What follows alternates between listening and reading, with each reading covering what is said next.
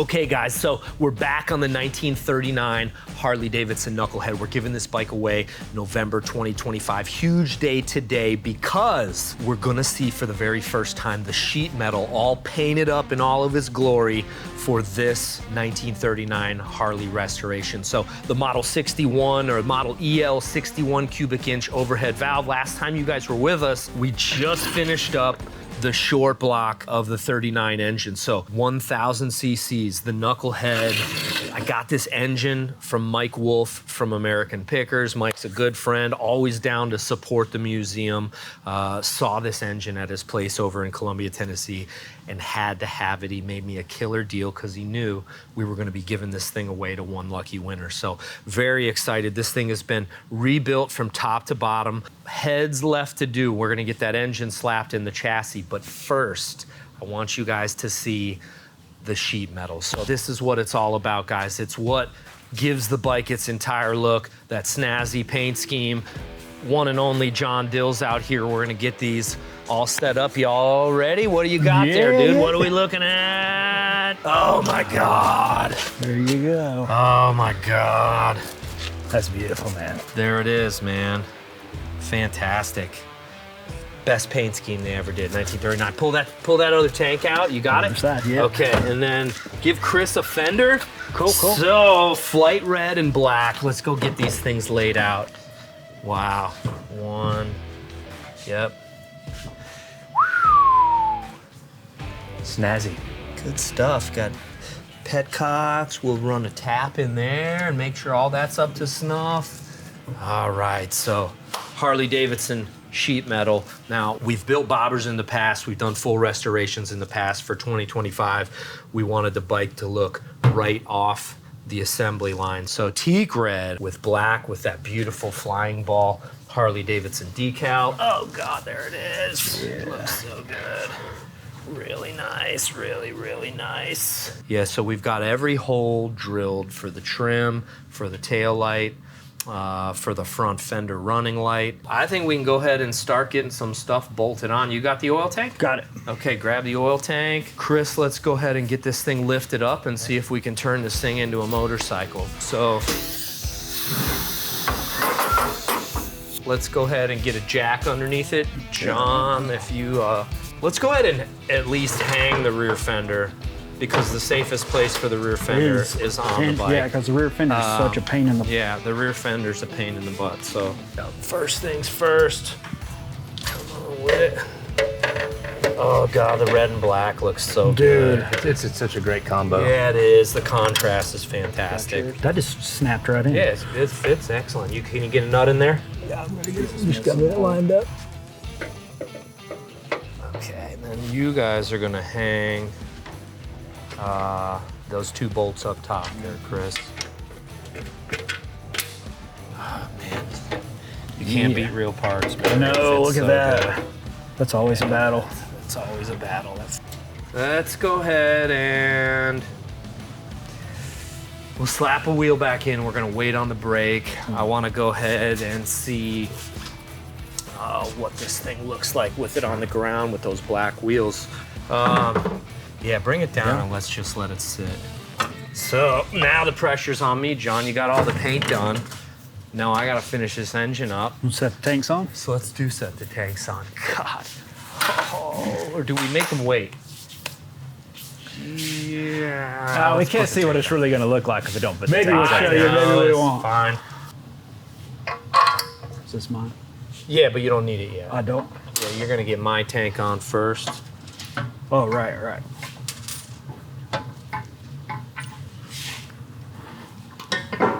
Dude, a 39 Knuckles gotta be the prettiest bike there was. I got the nut, but you got a flat washer? I do. And a lock? I got all this. Okay, go for it. Yep. Yep. Watch your finger. Yep. It's good. It's gonna look. I love it, man. God, I love it so good. So what do we do? I don't Red dash, know. black dash, It's like chrome dash, chrome dash. black dash, Chrome dash, yeah. chrome dash. There's the red one if we wanna. Chrome dash, red dash. Oh, chrome. Yeah. Yeah. That might be I can good. already tell. Yeah. I can already tell. That was our That plan was the too. initial intention was chrome, and we did a backup red dash just in case. But I'm digging. between chrome dash, chrome exhaust, we get all this trim on the fenders, the fender chrome light. fender Yeah. light, chrome tail light, just The enough. right amount. Yeah. Yep. I think this is probably going to be the nicest one we've done yet. Now, you guys have heard me say it a million times, doing up a pair of knuckleheads takes a considerable amount of time. I've got the front head all done. Now that we've finished this other stuff, I can dive back in on the rear head. So valve springs are installed, guides have been set up. I mean, completely rebuilt heads, top to bottom, fresh coat of gloss black paint. We've got some new old stock Harley Davidson valves that we're using. So the valve job's been done. New guides pressed in, the cups have been all cleaned up and serviced, valves set up just to that proper clearance.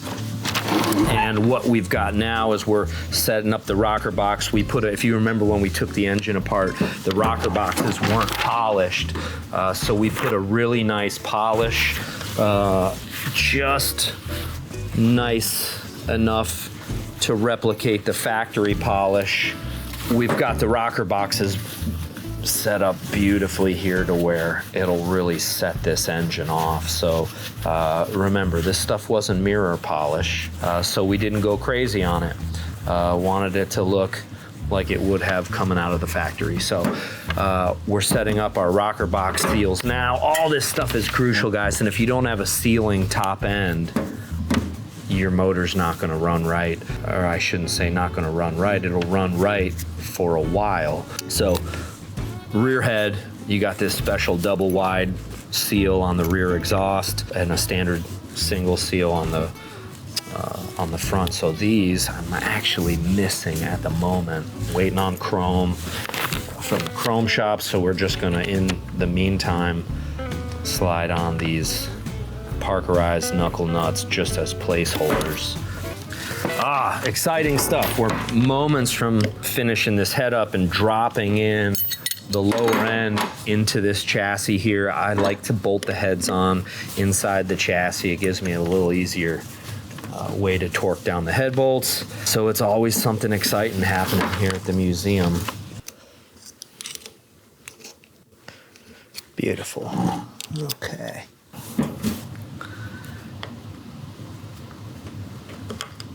There we are. Very nice. Okay. It's amazing how these seals can tighten up the whole ball game here. And you think, man, that sure doesn't like to move much, or sure doesn't want to move much and move easy. But first fire on this engine and all that stiffness goes away, and these guys settle into doing their jobs really nice.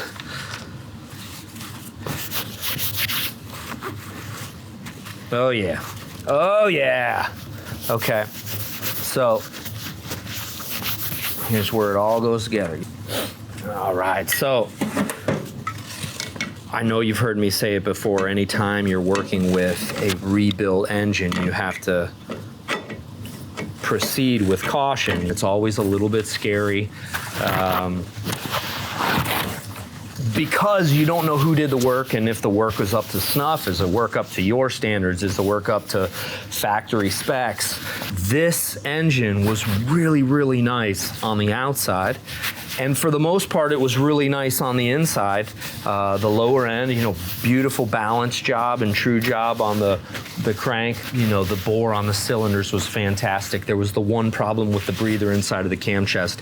These heads were absolutely beautiful. Valve job was fantastic. In the end, we're doing a disassembly.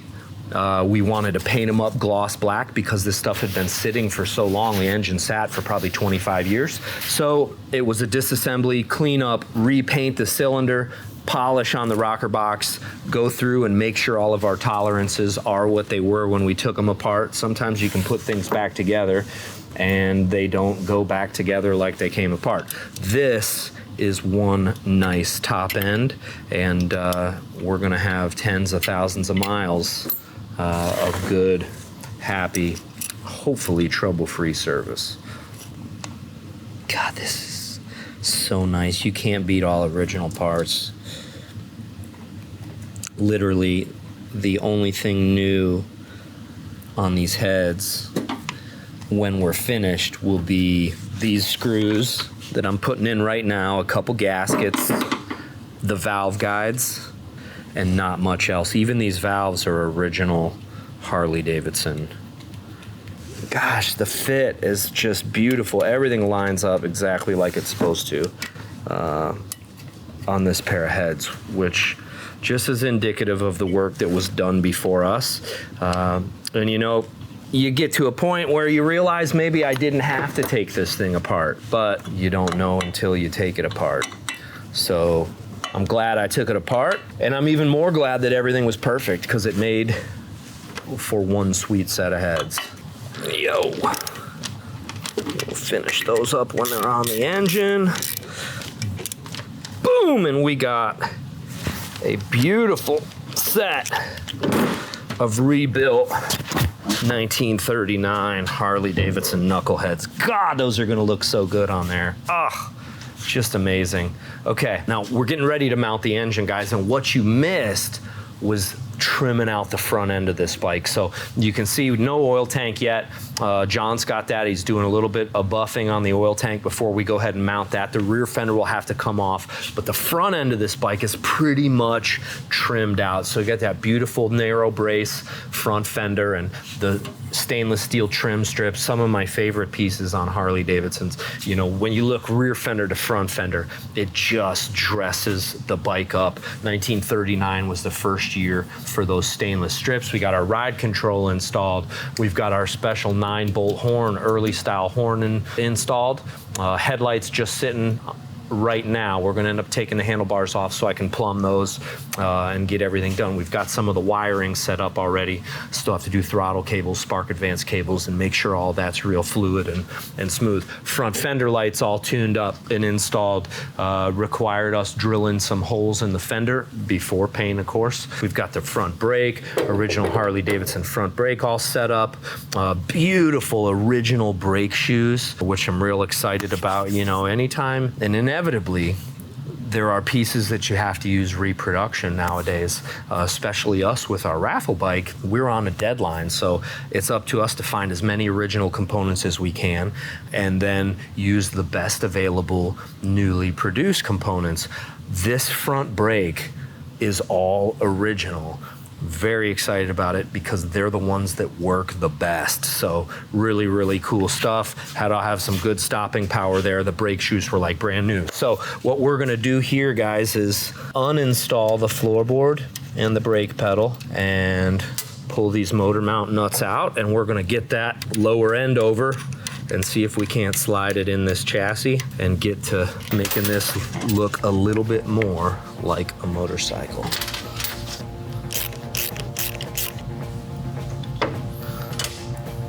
Okay, let's bring that motor over. Let this table do some of the work for us.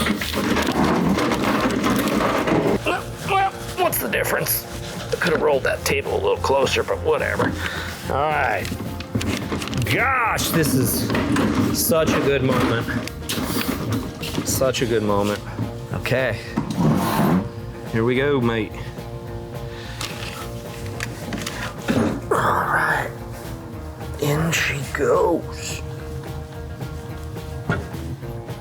Oh yeah, gosh, the gloss back paint on those heads cylinders and heads is awesome.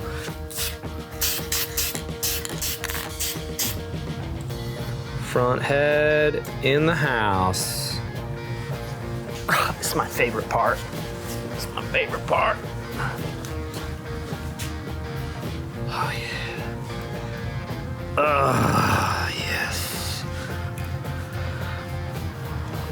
One.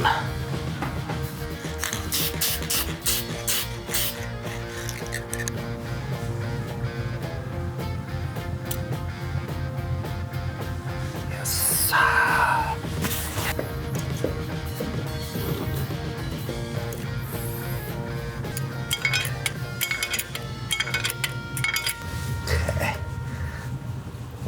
Now we're slipping the manifold on here to help square up the heads. It's not doing everything to keep the head square, but it certainly helps. What we want to make sure is we don't have any leaks.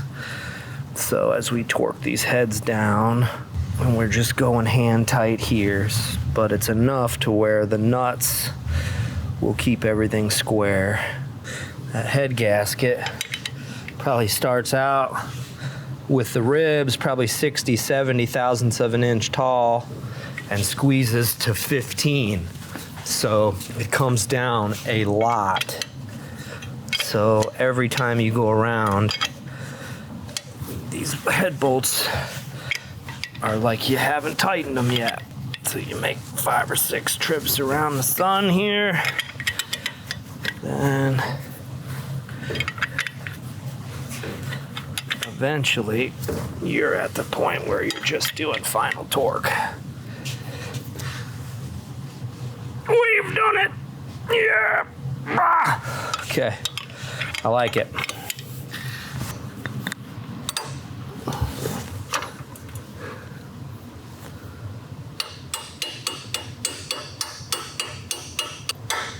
Just a glorious fit, man, really. That is like really, really good.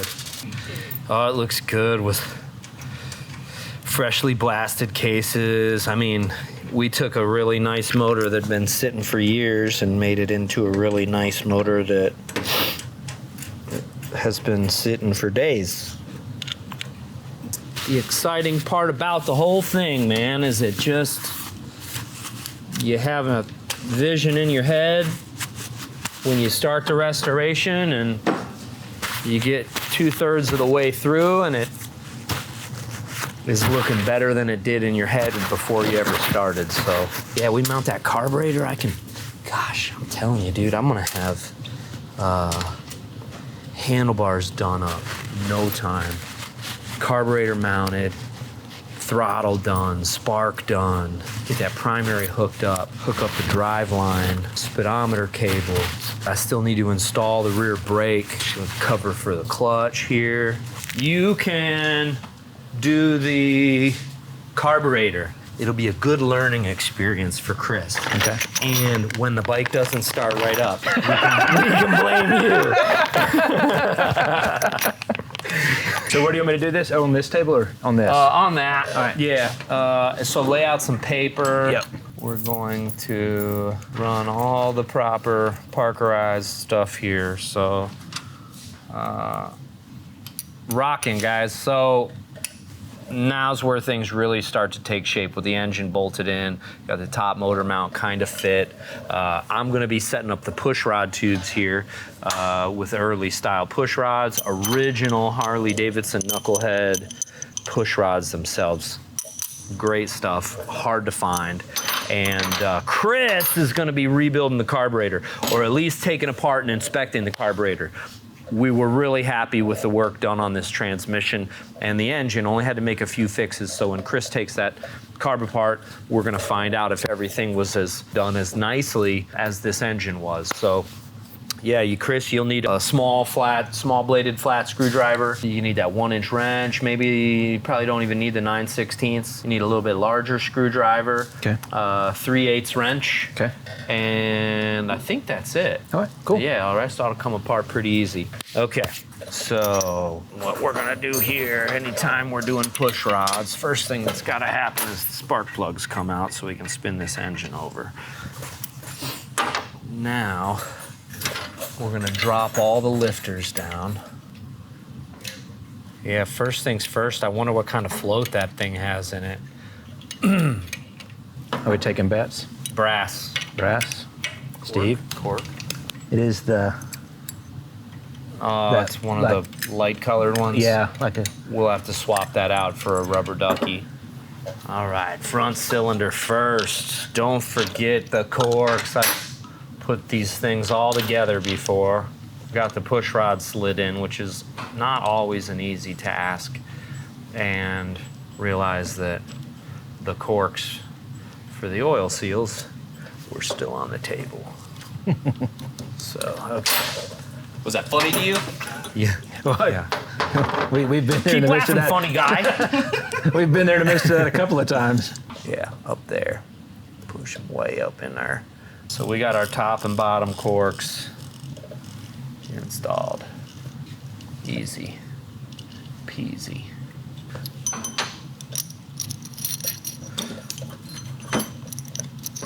Do we fit? Yeah, everything does fit. Real nice. Okay, a little more grease. How's it looking over there, Crystal Ball? Looks good. Are those, what do the needle tapers look like? The tip doesn't matter so much, and the body of the needle doesn't matter so much. It's really the taper.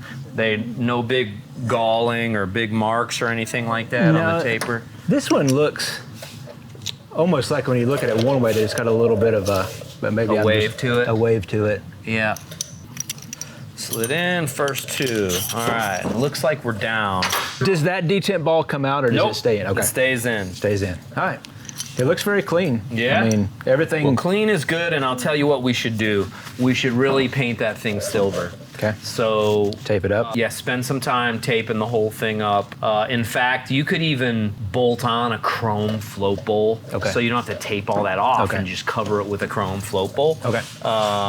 There we are. Oh yeah, that fit really nice. Yeah, you get 4 push rods in this thing, an overhead oil line, bolt the carb on, set up the timer and the relay, and this engine is pretty much done. Nice. That's nice. That's real nice. Okay, now we got the clips. Wrap that side up. Stainless clips, chrome covers, stainless clips. One of the things that makes a big difference is the finish of all these little hard to find rare components. And you can see right there the difference. You got stainless and then chrome plated. Kind of a neat contrast. One of those things where if it was your first time looking at one, you might actually think something was wrong with it, but that's how they are. So, the first thing we want to do. Oh, that's nice. Look at that. Beautiful. Heat resistant too. So, bam. Nice. Nice. All right, push rods, big deal. Get on in there. I like it. All right, we're all set, man. We got push rods adjusted. God, a motor, this knucklehead motor is so much prettier when you get those push rod tubes on there, you know? Is this thing dry? Yeah, check it out, see if it is dry. Is it dry? Yes. Will the needle and seat actually seat is going to be our question here. Now, does the choke plate, doesn't have Doesn't a bevel? matter, the hole goes on the bottom. The hole goes on the bottom. Okay.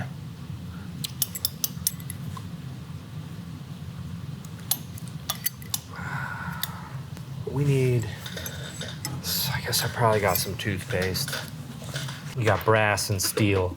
So if you're steel on steel, you could go regular lapping compound, but otherwise you just need the slightest abrasive to use. And some people use toothpaste. I don't know if that actually works or not, but we're gonna try it.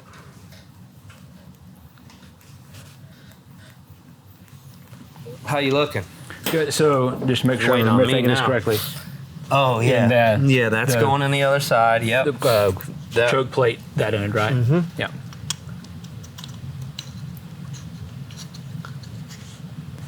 Did it work? Yeah, it's much better. So toothpaste kind of works. I don't have any cavities yet. How's it feel? Oh yeah. Oh yeah. Oh yeah. Okay, so You said it's gonna close this way. It's closing. Yeah, this side. There you go. Like that. So you're gonna put it in, and then To the the 13. If you put the 13 out, wherever the 13 Right, is, there it is. And so if the 13's out, you're kind of like that. okay. Yeah. There you go. Oh yeah. Yep. The There we go. carburetor. Carburetor. Okay. Okay. How does it feel? Nice. Nice.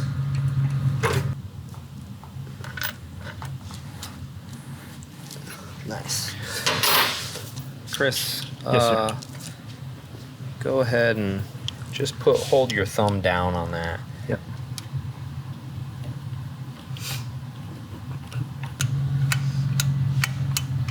Yes. Let's go ahead and run that new beautiful dash base that we like so much. Original. That's what I'm talking about.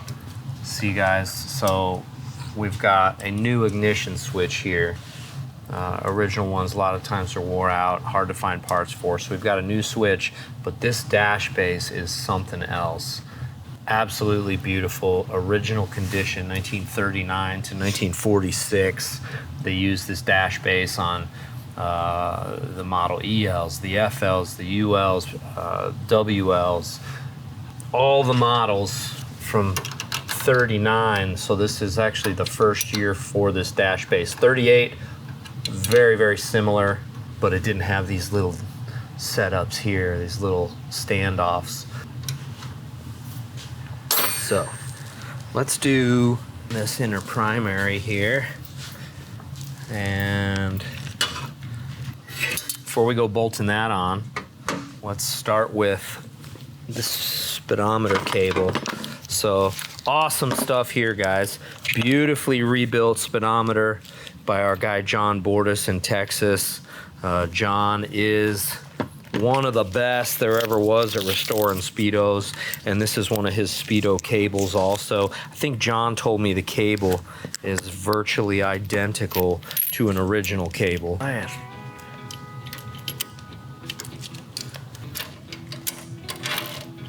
Very nice, very nice. Oh, you can't beat a nice, properly installed speedometer cable. That's nice, I like it a lot. Okay, man, here we go. Yes, sir. Yes, sirree, Bob.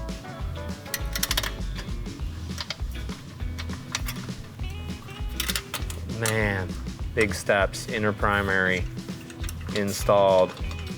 Now we can start hooking up the driveline. We'll be kicking this thing over and making motor noises in no time. Yeah.